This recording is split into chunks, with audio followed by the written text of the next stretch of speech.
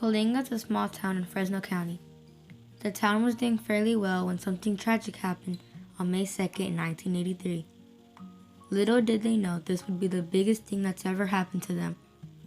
On May 2nd, 1983, a magnitude 6.5 earthquake struck and caused millions of dollars worth of damage. Thankfully, no one died, but many were injured. The earthquake was caused when the Antisaline Ridge, just north and northeast of the town, was pushed up and out to the south about 1 to 2 feet along a reverse fault, but the epicenter was located 7.5 miles from coalinga. The earthquake was a surprise since there are no faults near coalinga.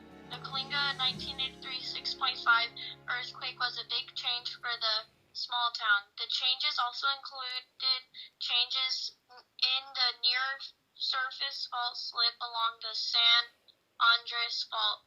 The quake was 20 miles northeast of the San Andres Fault. It lasted 28 seconds and caused heavy damage to the small town.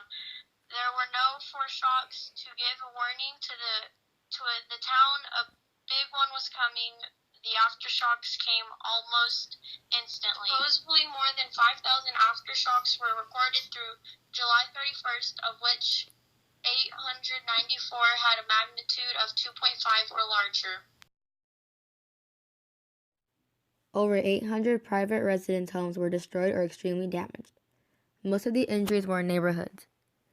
The earthquake mainly damaged the 8th block commercial downtown district from 3rd to 7th Street, and between Duran and 4th Streets where 59 to 139 buildings collapsed or were heavily damaged. Nearly 2,000 homes were damaged during the earthquake.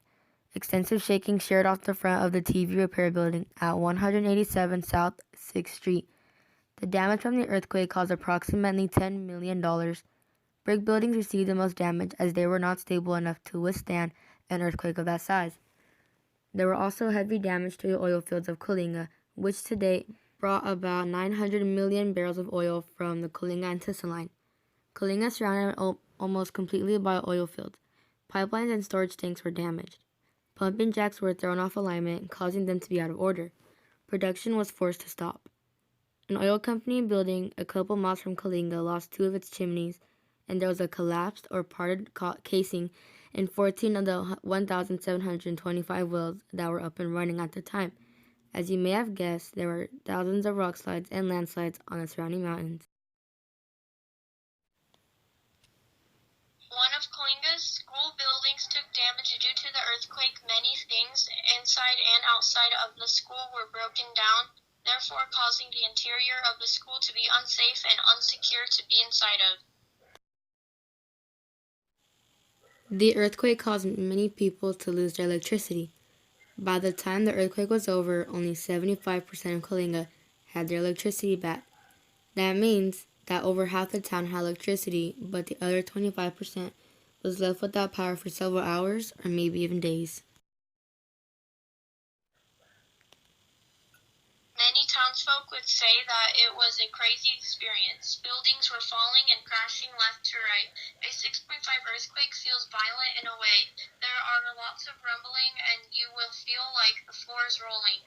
It will be hard to stand up. Some would even say it didn't even feel real and it looked like something from a movie. Even geologists were confused about the situation. The town was left in silence after the quake. People walked around in a daze. During the 6-month period after the earthquake, 5 creepometers on the San Andreas Fault measured that creep rates were going faster than the long-term average. Rapid creep rates are seasonal and have been closely observed during winters before, but they were never announced until early 1983. Fortunately, a single nation near Parkland, California, recorded a sudden change in creep rates 16 hours before the quake.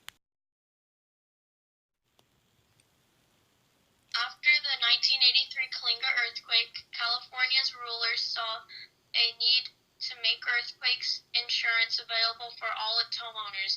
They still offer today the 1985 mandatory earthquake offer because the law requires all home insurance companies in California to offer earthquake coverage to its customers. The red dot on the map shows where the epicenter of the quake was. It also shows the axis of coalingas and tisseline. People in Nevada have reported to have felt the earthquake. The community was really close with each other, so it was easy for them to rebuild the town into the place it is today. The townsfolk helped each other and were there for each other. Although people were sadly left homeless as their homes were destroyed, they were too afraid to enter. 7,200 people were affected in the town of Coalinga, which is practically the entire population of the town. The quake caused a lot of damage and cost millions of dollars worth of damage. But with the town's hard work and determination, they were able to get through it. It took many months and years to fix the town into what it is today. Coalinga, California.